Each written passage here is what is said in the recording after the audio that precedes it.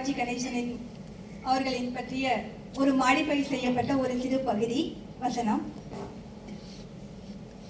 அரசே, தங்கள் முடிசூட்டு விழாவில் ஒரு தடை வந்துள்ளது. ஏன், மகுடம் தயாராகவில்லையா? இல்லை அரசே.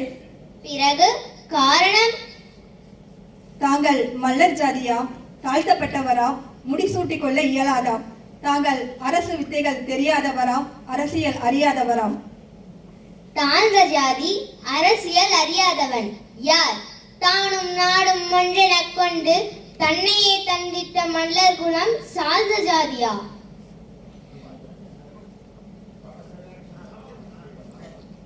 கொட்டிய முரசும் கட்டிய பரியும் எழுந்து நடந்து கோட்டை மதிலை சுற்றி வளைத்து வேட்டையாடி வெற்றி படைத்து வாழ்க வாழ்க என முழங்கிய கோட்டை இதுதான். போகாதீர்கள், படைபலம் அதிகம், கோட்டை முன்னால் தடைகளும் அதிகம் என்று ஒற்றன் தடுத்தான் ஒரு நாள் என்னை. ஆடுவார் ஆட்டமும் பாடுவார் பாட்டுமாய் அந்நியர் கழித்திருக்க, யாரது மண்ணிலே யாரது நாடகம் பார்க்கலாம் என்று நான் படையெடுக்க, என்னடா முடியும் முன்னால் என்று என் எதிரிகள் கொக்கரிக்க, இதுவும் முடியும் இன்னமும் முடியும் என்று நான் வாளெடுக்க, என்னை பார்த்து கேட்கிறார்கள் யார் என்று.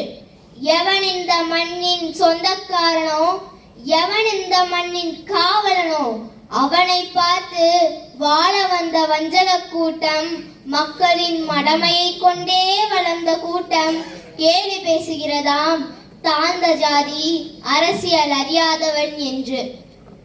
மறைக்கப்பட்ட வரலாறு திறக்கப்பட்டு விட்டது. அதோ கேட்கிறது இடி முழக்கம். எழுந்து விட்டான்